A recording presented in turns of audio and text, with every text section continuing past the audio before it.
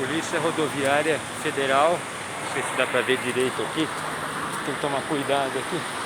Essa rodoviária federal está aqui. Aqui dá pra mostrar. Sempre tem alguém, né? Sempre tem alguém para trabalhar. Essa rodoviária federal está aqui no Bosque Municipal Fábio Barreto. Com as mãos muito cheias aqui, mas vamos lá. Tem a TV Record aqui também. Está acontecendo alguma coisa no Bosque Municipal Fábio Barreto, certo? Agora são 3h34, 85% da bateria celular.